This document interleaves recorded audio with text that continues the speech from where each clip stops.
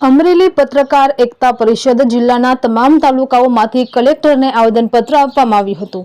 સમગ્ર વાત કરવામાં આવે તો કેન્દ્રીય ગૃહમંત્રી હર્ષ સંઘવી દ્વારા એક સભા દરમિયાન પત્રકારો વિશે ટિપ્પણી કરી હતી કે પત્રકારો તોડબાજ હોય છે તેમજ પત્રકારો વિશે કરી ખોટી ટિપ્પણીઓ બાબતે સમગ્ર ગુજરાતભરમાં આ બાબતે પડઘા પડ્યા હતા। નિવેદન આપતા નેતાઓને સૂચના આપવામાં આવે તેવા હેતુથી આજે રાજ્યભરમાં પત્રકાર એકતા પરિષદ દ્વારા જિલ્લા કક્ષાએ તમામ તાલુકાઓના હોદ્દેદારો હાજર રહી જિલ્લા કલેક્ટરને આવેદનપત્ર પાઠવ્યું હતું અને રાજકીય નેતાઓ દ્વારા પત્રકારોની આવી છેલ્લી કક્ષાની ભાષા વાપરવામાં આવતી હોવાથી પત્રકાર જગતમાં નારાજગી જોવા મળી છે।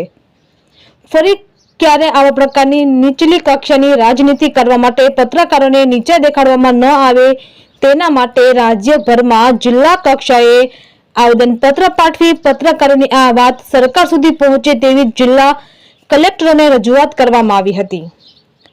અમરેલી પત્રકાર એકતા પરિષદ જિલ્લા પ્રમુખ સુરેશભાઈ દેસાઈએ વધુમાં જણાવ્યું હતું કે વારંવાર પત્રકારો વિશે થતી આવી ટિપ્પણીઓને રોકવા માટે અને દુનિયાની ગણાતી સૌથી જાગીને આમ બોર્ડ પર બદનામ કરવામાં ન આવે ગૃહમંત્રી દ્વારા કરાયેલા આવા નિવેદનોના કારણે પત્રકાર જગતમાં પ્રત્યાઘાત પડ્યા છે।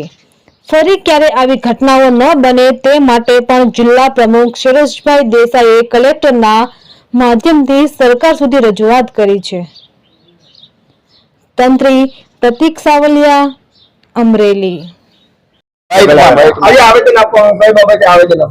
થોડા દિવસ પહેલા રાજ્યના ગૃહમંત્રી દ્વારા પત્રકારો તોડબાજ છે, પત્રકારો ક્યાંક ને ક્યાંક કૌભાંડમાં સંડોવાયેલા છે એવું એક નિવેદન બહાર પાડવામાં આવ્યું હતું। એમના દ્વારા એક નિવેદન આપવામાં આવ્યું હતું જે નિવેદનના સમગ્ર ગુજરાતની અંદર ઘેરા પડઘાઓ પડ્યા હતા અને સમગ્ર ગુજરાતના પત્રકારો દ્વારા આજે જિલ્લા મથકે કલેક્ટરશ્રીને આવેદન પત્ર આપી અને રાજકીય આગેવાનો આવા પત્રકારો વિરુદ્ધ બેફામ નિવેદનો ન કરે, ભવિષ્યમાં પણ કોઈ પત્રકારોનું ક્યાંક ને ક્યાંક અપમાન ન થાય એવી તકેદારી રાખવા માટે આજે આવેદન પત્ર પાઠવવામાં આવ્યું છે।